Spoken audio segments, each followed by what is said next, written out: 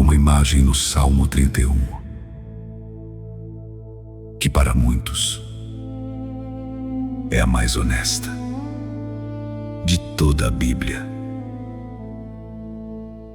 Não uma imagem de batalha, não uma imagem de vitória. A imagem de um vaso quebrado. Fui esquecido como um morto, fora da memória. Tornei-me como um vaso quebrado. Davi escreveu isso. O mesmo Davi dos gigantes abatidos, das batalhas vencidas, do coração segundo Deus. Escreveu que se sentia como um vaso quebrado, inútil, descartado, esquecido. O contexto deste salmo é um dos mais sombrios da vida de Davi. Provavelmente durante a perseguição implacável de Saul, anos de fuga, anos dormindo em cavernas, anos sendo caluniado por pessoas que antes chamavam seu nome com admiração. E a doença havia chegado também. Estudiosos identificam nos versículos sinais de sofrimento físico intenso, os olhos consumidos de tristeza, a alma e o ventre cheios de dor, as forças esgotadas, os ossos consumidos, por fora, inimigos, por dentro, dor, ao redor, silêncio das pessoas que deveriam estar perto. E no meio de tudo isso, Davi escreveu um salmo que o mundo nunca esqueceu, que Jesus usou no momento mais escuro da história humana, na cruz, com os mesmos lábios que criaram as estrelas. No próximo ato, vamos entrar no coração desse vaso quebrado e descobrir o que há dentro das mãos que recebem o que foi entregue.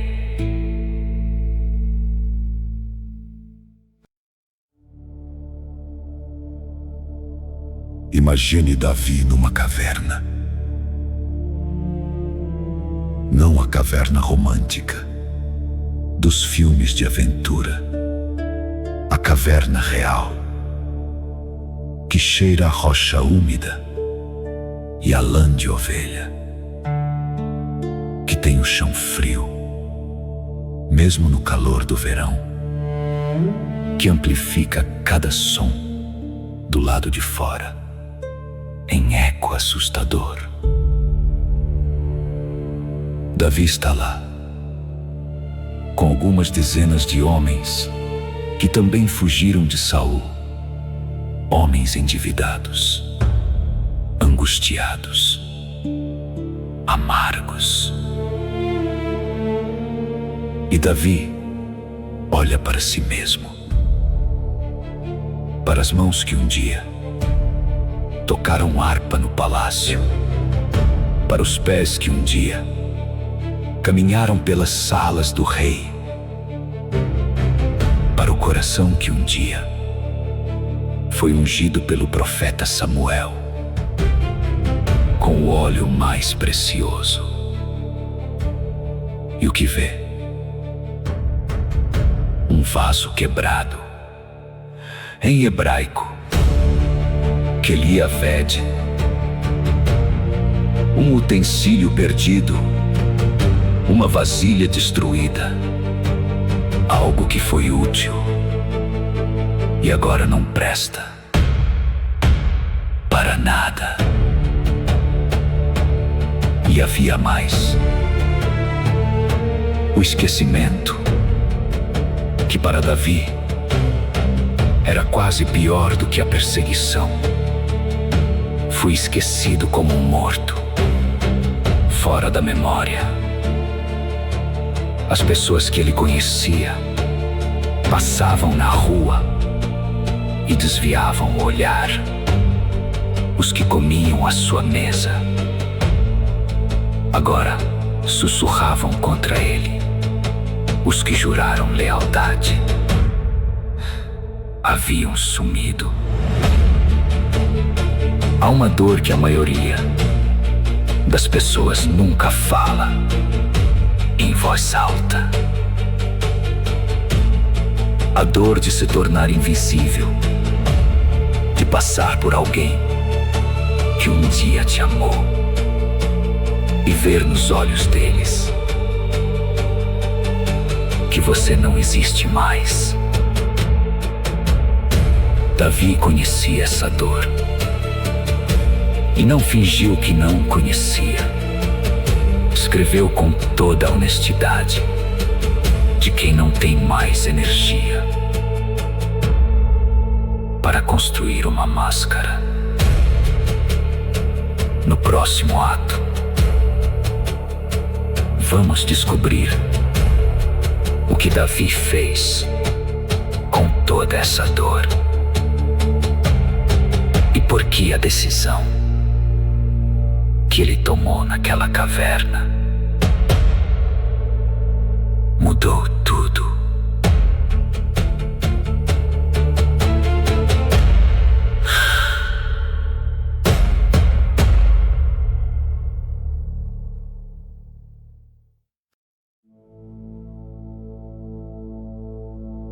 E então Davi faz algo que confunde a razão.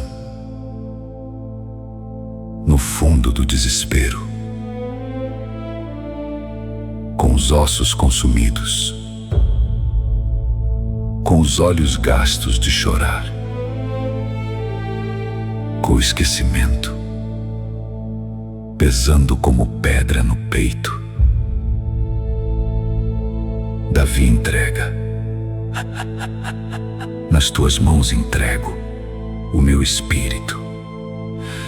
5 palavras em hebraico que atravessaram 3.000 anos, que saíram da boca de Jesus na cruz do Calvário, que Estevão pronunciou enquanto as pedras caíam nas tuas mãos. Não é resignação, não é desistência, não é o grito de alguém que perdeu a fé. É o ato mais corajoso que um ser humano pode fazer, porque entregar nas mãos de Deus exige uma confiança que vai além do que se vê. Exige crer que as mãos que recebem o que você entrega são maiores do que tudo que ameaça destruir, mais fortes do que qualquer inimigo ao redor. E então Davi diz algo que é o coração de todo salmo: os meus dias estão nas tuas mãos. Não nas mãos de Saul, não nas mãos dos inimigos que tramavam contra ele, não nas mãos das circunstâncias que pareciam invencíveis. Nas tuas mãos. E aqui está o segredo que o Salmo 31 revela para quem tem ouvidos para ouvir. Um vaso quebrado nas mãos do oleiro ainda pode ser refazido. O que parece inútil nas mãos de Deus ainda tem propósito. O que foi esquecido pelos homens nunca foi esquecido por aquele que conta os cabelos da cabeça. No próximo ato, a virada do salmo, o momento em que Davi para de lamentar e começa a lembrar. E começa a lembrar.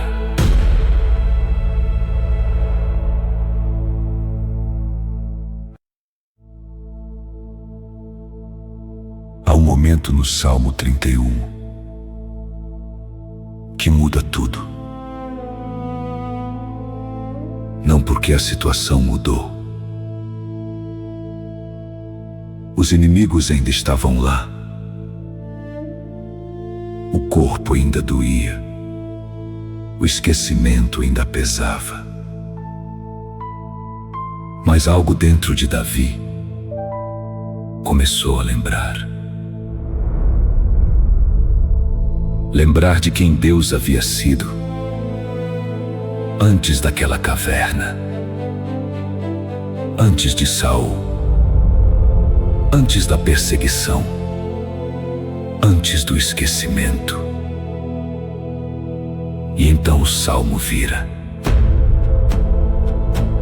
da lamentação para a confiança, do lamento para o louvor. Quão grande é a tua bondade que tens reservado para os que te temem. Bondade reservada, guardada, como uma provisão que estava esperando o momento certo. E Davi lembra de algo que o mundo moderno esqueceu completamente. Que Deus não apenas vê, que Deus guarda, que há uma bondade divina que foi depositada como reserva para os momentos em que tudo parece perdido. E então vem um dos versículos mais belos de todo o saltério. Abençoado seja o Senhor, porque me manifestou a sua maravilhosa bondade numa cidade sitiada, numa cidade sitiada. Não depois do sítio, não quando os inimigos foram embora, não quando a paz voltou dentro do sítio. A bondade de Deus não espera a guerra acabar para aparecer. Ela aparece dentro da guerra, dentro da caverna, dentro do esquecimento, dentro do vaso quebrado, dentro de você. E Davi termina com uma exortação que atravessa o tempo e chega até hoje. Sede fortes e corajoso o vosso coração, todos vós que esperais no Senhor. Não disse que a espera vai ser curta, não prometeu que vai ser fácil. Disse que quem espera no Senhor pode ser forte, mesmo quebrado, mesmo esquecido, mesmo dentro do sítio, porque o Senhor é o refúgio.